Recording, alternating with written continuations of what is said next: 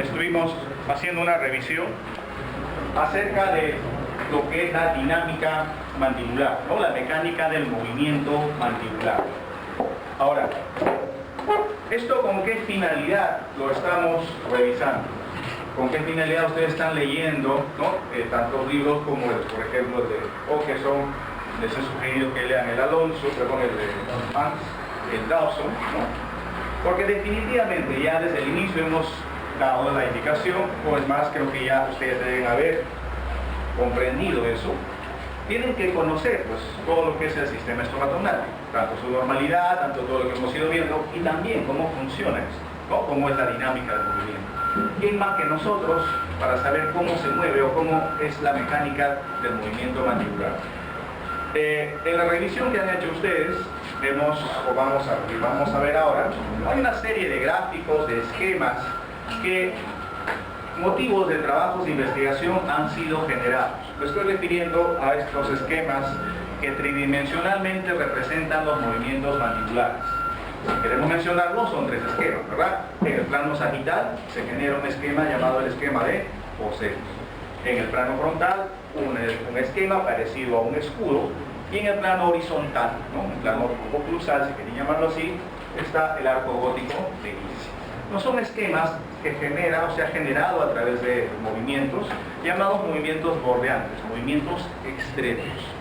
Pero yo les hago una pregunta, a ver, hagamos una pregunta. A Adriasola Torres Carla María Cristina. Va a venir. Siempre llamo a los que no vienen. Será coincidencia. A ver, por aquí nos vamos a la segunda hoja al azar.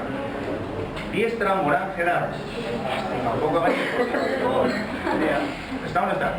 Ah, está bien. Sí, tiramos uno. A ver, Omar. O Gerardo. Esto de los movimientos mandibulares, ¿no? De los esquemas que has ido leyendo, ¿crees tú para qué servirá?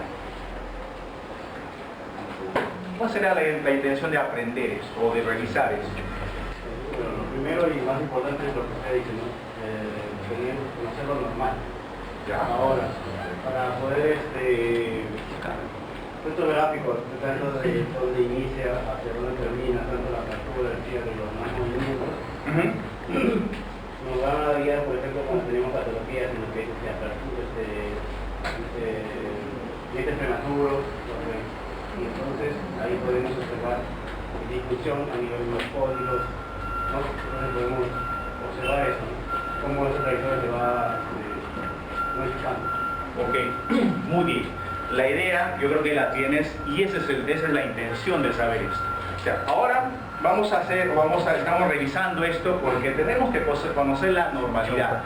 Esto, más adelante, cuando ya entremos a la segunda parte del curso, vamos a hacer la revisión de un protocolo de examen, ¿no? Cómo evaluamos el sistema estomatognático del paciente desde el punto de vista funcional. Ya vamos a decirle al paciente que abra, que cierre la boca, que mueva hacia la izquierda, que mueva hacia la derecha. Entonces, ¿cuál es la idea? Si ustedes conocen y saben que cuando un paciente, por ejemplo, abre la boca y abre en dos momentos, como es la apertura y vamos a analizar ahora, entonces tienen que evaluar cada movimiento, cada trayectoria. Y si ven que es simétrico, homogéneo y todo va bien y de acuerdo a las condiciones de normalidad que nosotros damos, por ejemplo, cuánto se separan los dientes en el primer momento, cuánto se separan en el segundo momento, si un paciente clínicamente vemos que hace eso, ¿a qué conclusión podríamos llegar? Que los componentes o cada uno de estos tres elementos, músculos, ATM y dientes, están dentro de un rango, digamos, de normalidad. Si vemos que un paciente a la hora de decir, a ver, abra la boca, entonces el paciente abre la boca y hace esto. Exageradamente, lógicamente, ¿no? ¿Qué podemos concluir? ¿Está bien o no está bien? No está bien. Pero la pregunta es, ya, no está bien, perfecto, ya te has dado cuenta que no está bien. Pero dime, ¿por qué no está bien? Esa es la cuestión. ¿Por qué este paciente desvía su mandíbula hacia la izquierda? ¿Qué está pasando? ¿Qué está pasando a nivel de estos componentes, de estas estructuras? ¿O qué podría estar pasando para que este paciente haga un movimiento a ese lado? Esa es la intención de primero conocer la normalidad. ¿Me entienden ahora? Porque más adelante, cuando estén con sus pacientes, ustedes van a traer pacientes y van a ver, cada vez que abre chueco, empiezan a desviar o un montón de movimientos erráticos. Entonces hay que interpretar eso. ¿Qué está pasando? ¿Por qué ocurre eso? Luego más adelante veremos cuando este problema de mal movimiento, digamos, puede ser de origen muscular, ¿no? Algún músculo no está funcionando bien, pero para saber qué músculo no está funcionando bien, ¿qué tenemos que saber? Que en ese movimiento, ¿qué músculos son los que generan ese movimiento? ¿Me entienden? Si yo no sé qué músculo genera ese movimiento, cuando el paciente haya hecho ni idea tendré que por qué está moviéndolo así. Entonces, por eso es la idea de conocer esto. Ok, creo que estamos quedando claros. Bien, la semana pasada habíamos revisado todo esto, no, esto ya es cuestión simplemente de recordar, y nos habíamos quedado aquí, y justamente vamos a empezar con este primer análisis de movimiento. La apertura mandibular, ¿no? Creo que vamos a hacerlo muy rápido porque ya entiendo que ustedes han revisado esto. En el movimiento de apertura mandibular se realiza en dos etapas bien definidas, ¿no? Un primer momento que es la apertura inicial y luego viene la máxima apertura. Creo que ahora inclusive les he preguntado de realizar. Entonces, para cada momento, para cada movimiento, existe una condición de un grupo de músculos que generan el movimiento, ¿no?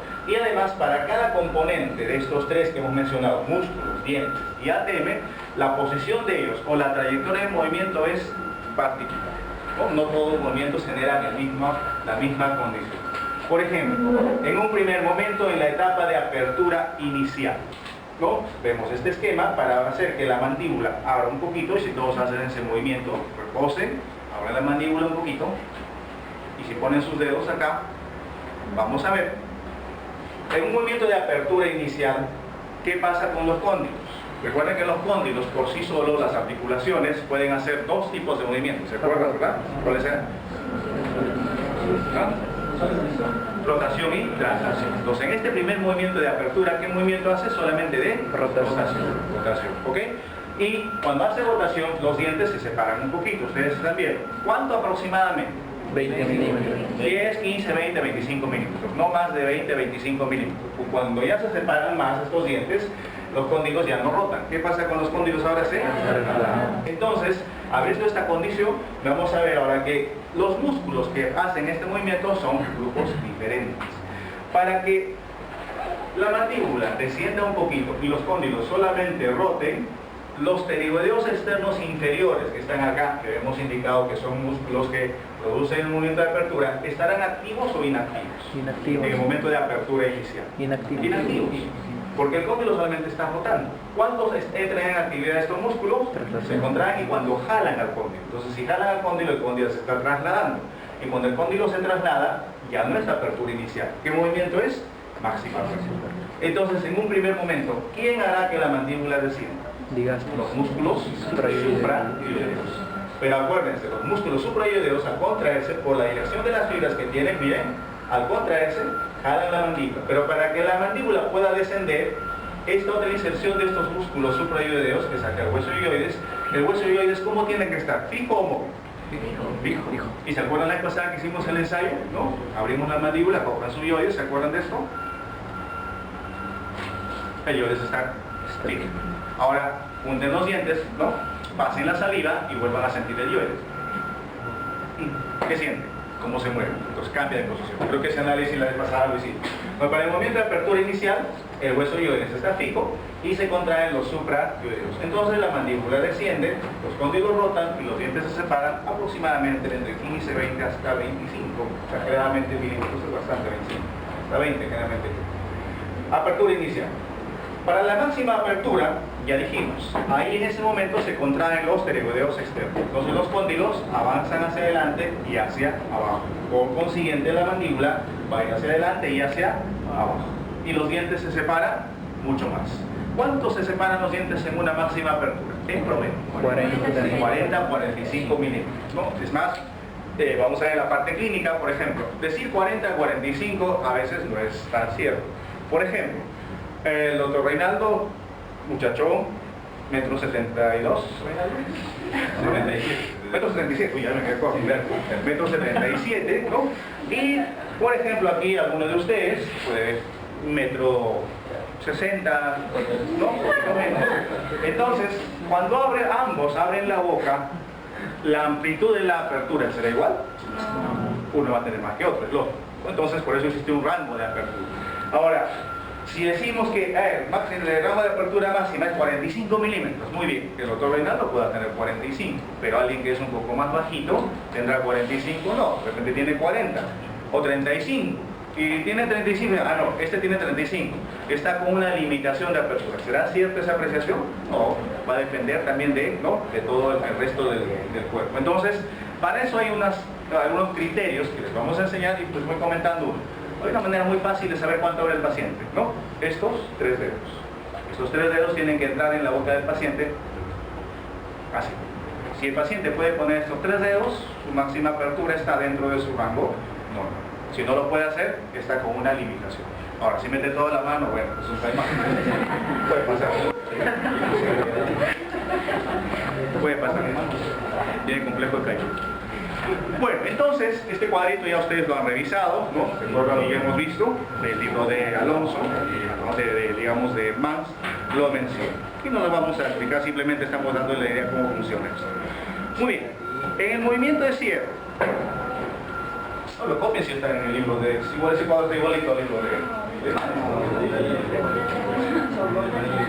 En el movimiento de cierre, igual, ¿no? Cuando la mandíbula está descendida, va a elevarse la mandíbula y hay un grupo de músculos que hacen esta acción, ¿no? Y por contra, que esto es lo más simple que podemos analizar, los que van a elevar la mandíbula, pues están el macetero, perigodeo interno, fibras anteriores del temporal y las fibras medias que ayudan a llevar a la mandíbula a su posición final, ¿no? Entonces, ahí tenemos los músculos que hacen este movimiento. Aquí podemos detallar con más precisión lo que comentamos al inicio. Músculos motores principales, aquellos que generan la fuerza, músculos sinergistas, ¿no? Y lógicamente músculos antagonistas. Hagamos ese ensayo acá. ¿Cuáles serán los músculos motores principales? Aquellos que generan la mayor cantidad de fuerza. Macetero, que está acá adentro, perigodeo interno. Sinergistas, ayudan a elevar fibras anteriores y fibras medias del temporal. ¿Y cuáles serán los antagonistas acá? ¿Qué músculos? Los que hacen la apertura. Simple y sencillo. Antagonistas del cierre, los músculos de la apertura. ¿Ok? Entonces, de esa manera analizamos este. Bueno, ahí tenemos el cuadrito. Seguimos avanzando. Este movimiento es un poquito más, no es difícil, yo creo que ahora sí ya lo han podido analizar y creo que lo hemos podido entender un poco más. Movimiento de lateralidad, ¿no? Entonces, vamos a observar esa animación un poquito que nos ayuda. Ahí tenemos. Al hacer el movimiento de lateralidad, en este caso hacia el lado derecho, se está haciendo una muestra de lateralidad hacia el lado derecho. Aquí observen, ¿no? En estos dos cuadritos aquí claramente se observa la trayectoria de los cóndilos mandibulares. Ahora, miren que el cóndilo a este lado, casi no existe un movimiento puro de rotación. No existe eso, también lo han leído y lo hemos entendido. No hay movimiento puro de rotación. Hay una ligera rotación y una ligera traslación. Pero el que más se traslada es el cóndilo del otro lado, ¿no? El lado izquierdo. Entonces, en un movimiento de lateralidad hacia el lado izquierdo, ¿no? Vamos a tener claramente definido dos zonas, como dice acá. Lado de trabajo y lado de no trabajo, o también llamado lado de balance. Siempre el lado de trabajo es el lado hacia donde se dirige la mandíbula. Entonces, todos los elementos que están a este lado se llaman lado de trabajo y todos los de acá, elementos lado de no trabajo o de balance. Bien, el cóndilo de trabajo, entonces, ¿no? Podemos analizar así. En un movimiento de lateralidad derecha, por ejemplo, ¿no? El cóndilo de trabajo, principalmente, ¿qué tipo de movimiento hace? Rotación y una ligera traslación. Más aceptamos como si fuera una rotación, con fines de entender un poquito mejor la biomecánica, de rotación. En cambio, el cóndilo de no trabajo, ¿qué movimiento hace? ¿Se rota o se traslada? ¿Hacia dónde se traslada? Hacia adelante, hacia abajo y hacia adentro. Hace una suma de varios movimientos. Hacia abajo, hacia adentro y hacia adelante. Entonces, este cóndilo se traslada. Muy bien. Y la mandíbula, como consecuencia, ¿a qué lado se va? Hacia el lado izquierdo. Derecho, perdón. Lado derecho. Muy bien.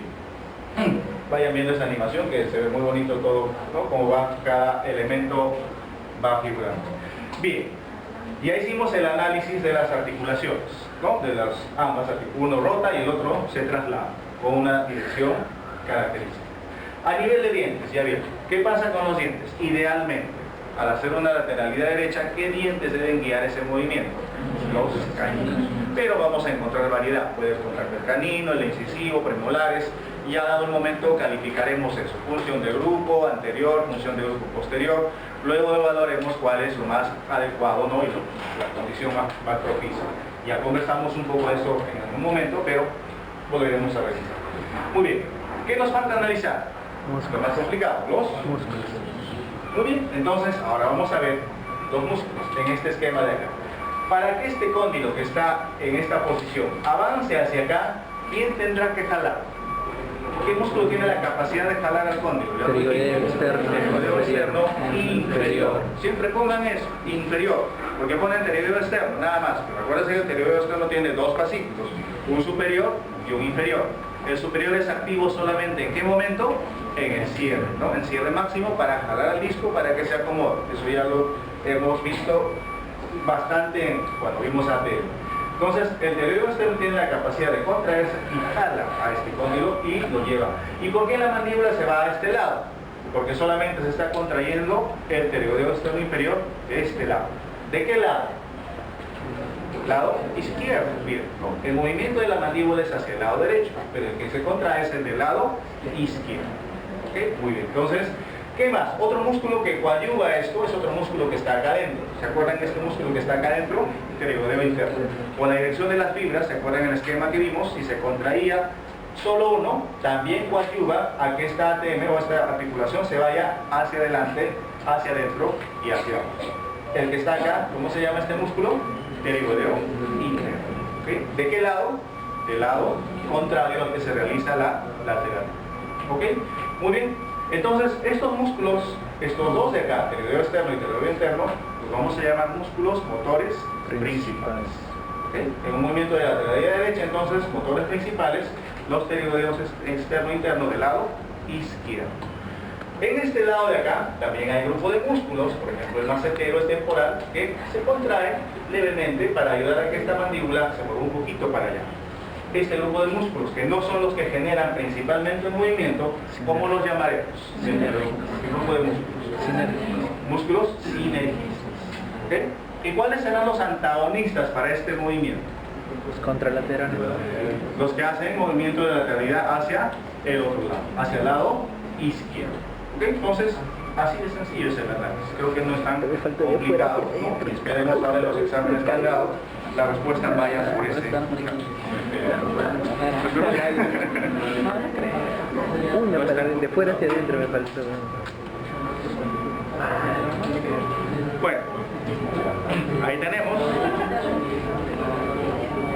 el cuadrito. Bien, el movimiento de protrusión. El movimiento de protrusión, ¿no? Cuando la mandíbula va hacia adelante. Nuevamente analizamos. Primero veamos la articulación, las articulaciones. En este caso, para el movimiento de protrusión, ambas articulaciones tienen que hacer el mismo movimiento. ¿Estamos de acuerdo? Porque si solamente uno de ellos funciona, ¿qué pasa con la mandíbula? Se va hacia un lado, es lateralidad. Pero para la protrusión, ambos cóndilos tienen que hacer el mismo movimiento. ¿Qué movimiento tienen que hacer? ¿Cómo van los cóndilos? ¿Hacia adelante estrictamente? No, van hacia adelante y hacia abajo. ¿Irán hacia adentro? No. Claro, la mandíbula es un hueso sólido, no van para adentro, porque si van para adentro nuestra mandíbula sería flexible. Entonces tengan cuidado a veces les han preguntado. Desplazamiento de los cóndilos en movimiento de protrusión, hacia adelante, hacia abajo y hacia adentro. Ya la valoraron. Solamente es hacia abajo y hacia adelante. No, van hacia adentro. Según la lateralidad, sí. Hacia abajo y hacia adelante, ¿ok? Muy bien, entonces, para que estos cóndilos vayan hacia abajo, hacia adelante, alguien tiene que jalar. ¿Quién los jalará? ¿Quién tiene la capacidad de jalar a los cóndilos? Otra vez, el bendito pterigoideo externo inferior. De ambos lados, ¿verdad? De ambos lados, ¿ok? Máquina. Muy bien. Tenemos entonces los pterigoideos externos inferiores, ¿ok? Muy bien. Pero si se contraen estos pterigoideos externos inferiores solamente, el cóndilo va a ir hacia abajo, hacia adelante, y la mandíbula va a hacer un movimiento hacia adelante. Pero ¿qué va a pasar con la mandíbula? Se va a ir totalmente hacia abajo, o sea, haremos el movimiento de apertura. Pero no estamos haciendo apertura. ¿Qué estamos haciendo ahora? Rotación. Entonces, para que la mandíbula no se vaya hacia abajo, alguien tiene que subir, ¿entiendes? ¿No? ¿Cuál será el exacto? ¿Qué músculos serán que hagan que la mandíbula vaya hacia arriba y para que la mandíbula resultante final sea hacia adelante? Los músculos de sien, principalmente más. ¿Ven qué fácil es esto? Entonces, ahí tenemos, ¿no?, finalmente la actividad de los músculos que llevan hacia adelante. Motor principal, y los que ayudan a esto, ¿quiénes serán? Los sinéticos. ¿Y cuáles serán los antagonistas de este movimiento? Los que van a regresar la mandíbula a su posición. Quienes retruyen la mandíbula. ¿Qué músculos retruirán la mandíbula? Aquellos que tienen una inserción que permitan jalar. Por ejemplo, ¿cuál? Acá hay uno, ¿se acuerdan? Temporal posterior. Y así son de esta forma, y cuando se contrae, la mandíbula va hacia atrás. ¿Qué más? Aquí abajo también hay otro musculito, cuadrilloides, aquí, el digástrico posterior. Entonces, ayuda a esos dos músculos, van hacia atrás. Antagonistas del movimiento de percusión. Bueno, entonces, este análisis, ¿no?, de la actividad muscular. Y los dientes, ¿cómo están? Bueno, los dientes creo que ya estamos claros. Vamos rápidamente con este tiempo. Estos esquemas que estábamos comentando al inicio, jóvenes, ¿no? No creo que alcance el tiempo de hacer una revisión de cada uno, pero básicamente lo que se analiza con esto es lo que dije al inicio, ¿no? Evaluar estas trayectorias finales, ¿no?, como, digamos, puntos de referencia clínicos para ver qué tan bien están funcionando las articulaciones, los músculos y cómo se comportan los dientes en todos estos movimientos. Se le llama a estos esquemas movimientos bordeantes, o sea, movimientos extremos, movimientos límites que hace la mandíbula.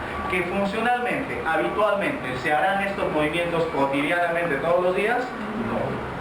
Se hace o se utiliza de alguna manera como un medio de examen, de evaluación, o cuando se quiere hacer, pues, algún trabajo de investigación, algo parecido. Entonces, ahí tenemos. Movimientos bordeantes, según Okeson, son los movimientos que hace la mandíbula por los márgenes más externos, ¿no?, hasta donde puede hacer el movimiento, que pueden describirse y se pueden reproducir. La característica es que se pueden reproducir. Y tienen una condición. Si han visto los esquemas, si lo partimos por la mitad, el lado derecho y el lado izquierdo, ¿cómo son en estos esquemas? Simétricos, ¿no? Llamemos simetría. Entonces, eso es lo que uno busca.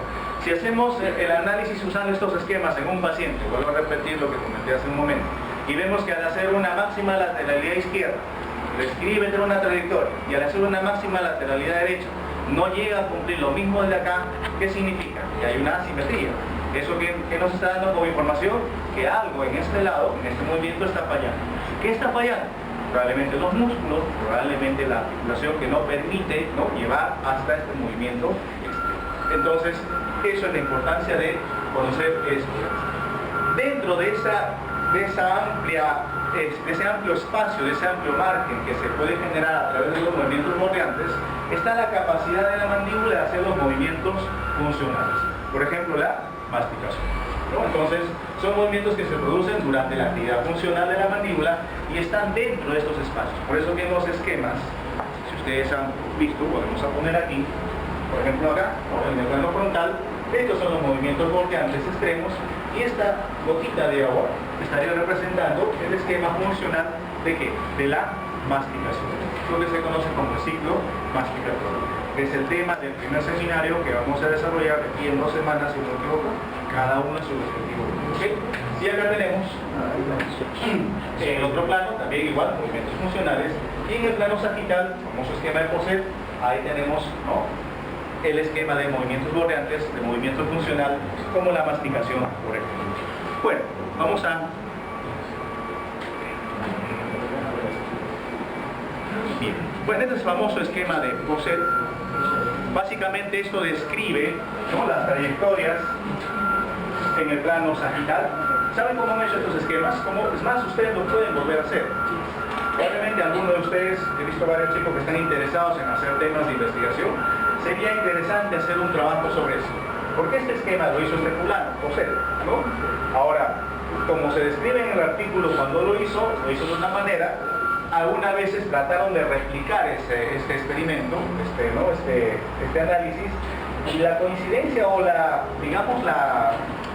el hecho que se observó es que casi no siempre sale esta figura así tan bonita como se ve, sino que la figura que se esquematiza es un poco diferente, ¿no? Entonces muchos cuestionaron este esquema por la nitidez con la que José lo describió, pero como información es válida. ¿Cómo hacen esto? Rapidísimo. A un paciente le hacen una gorrita, le ponen un papel acá, ¿no? Sujetado a la cabeza un papel, y en el mentón, acá en los inferiores, con silicona, que no se puede anclar con una cubeta y poner un lápiz acá. ¿Me entienden el ejemplo? Vamos al paciente en un saquital, cierre, muy bien. Ahora abra, apertura inicial. Abra lo más que pueda, máxima apertura. Ahora lleva hacia adelante en protusión. Ahí está. Ahora retroceda. Y ahí está. Se pintó el esquema de José. Simple y sencillo. ¿Saben qué podrían hacer, por ejemplo? Gráfica de estos esquemas en los 3 planos en una población peruana, población joven estudiantil de donde esté nuestro Federico Villarreal, y hay que ver qué variedad de esquemas de José tienen ustedes. Trabajo bonito, ahí lo puede hacer, ya tienen una idea. ¿Okay?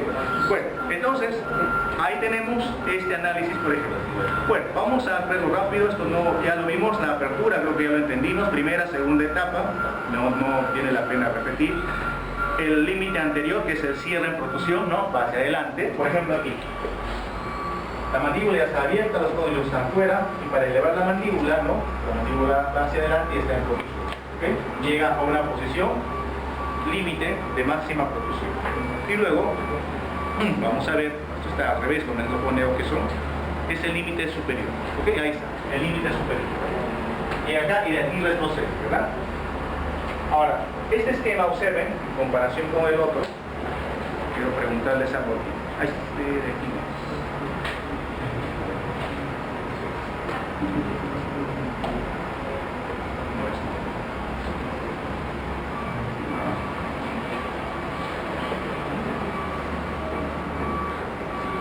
Bueno, veamos si no acá.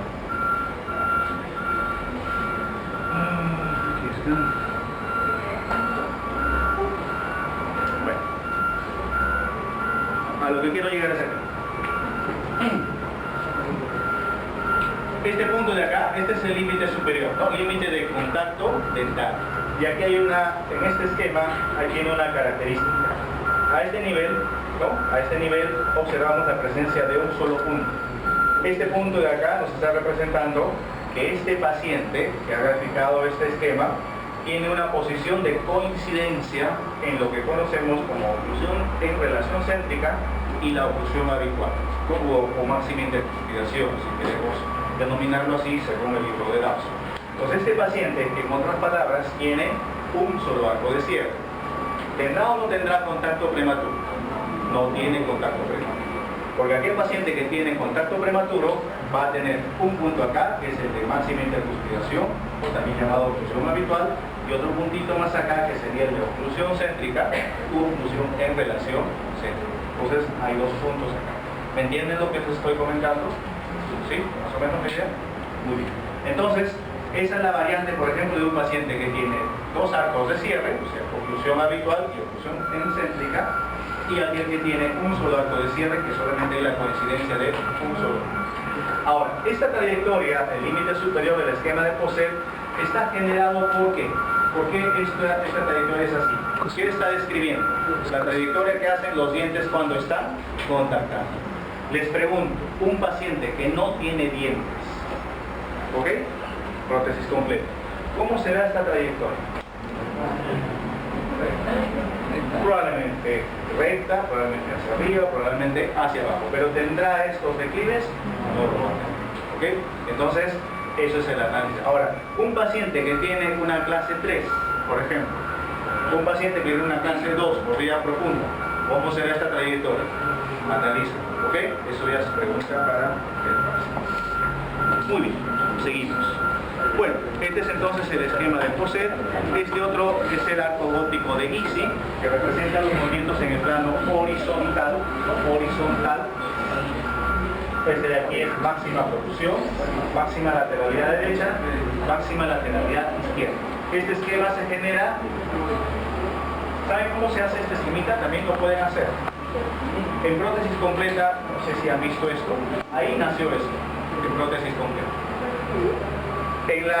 En el rodete superior, ¿no? En el rodete superior de prótesis total, en el paladar, se hace una especie de una platina de metal y ahí se pega un papel o simplemente la platinita se pinta con un óxido de zinc, por ejemplo, puede ser, ¿no?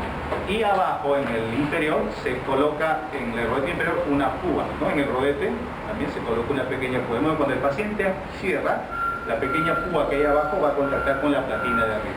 Se le dice al paciente que lleve lo más que pueda hacia adelante. Ya. Ahora, lo más que pueda hacia la derecha. Atrás, lo más que pueda hacia la izquierda y otra vez lo más que pueda hacia adelante. Entonces, ¿qué va a graficar en la platina esa? Un esquema parecido, ¿no? Movimientos, y lógicamente luego podrá graficar esquemas de, ¿no?, sistema masticatorio en ese plano. Entonces, de esa manera se genera este esquema. En prótesis completa se utiliza inclusive eso cuando se hacen las totales para ver los movimientos. Es una técnica bastante complicada, ¿no? Un poco se utiliza, pero algunos textos lo describen. Entonces, este esquema que vemos acá, el arco gótico de Giese, se genera en ese plano, en el plano horizontal, ¿no?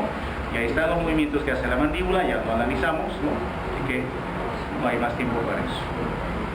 Y finalmente, este otro movimiento, que es el famoso escudo, que es en el plano frontal, ¿no? Es cuando el paciente lleva la mandíbula lo más que pueda hacia la derecha, luego abre, cierra hacia la izquierda y luego regresa hacia la parte central.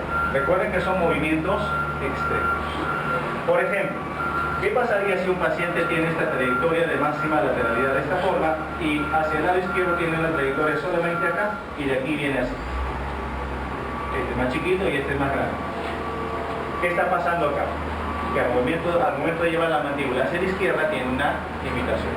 ¿Por qué puede estar limitado eso? Pues esto no es motivo ahora de análisis en esta unidad, lo vamos a ver en la segunda unidad, que es la aplicación clínica de estos esquemas que estamos aprendiendo. ¿Okay? Entonces, para eso es que tenemos que conocer esto, saber bien esto y en cada momento, en cada movimiento, qué músculos son los que llevan finalmente a esa posición. Bueno, ahí tenemos el esquema, esto lo pueden ver claramente en el OQSO. Finalmente, fisiología pesa bastante. Sí, pues.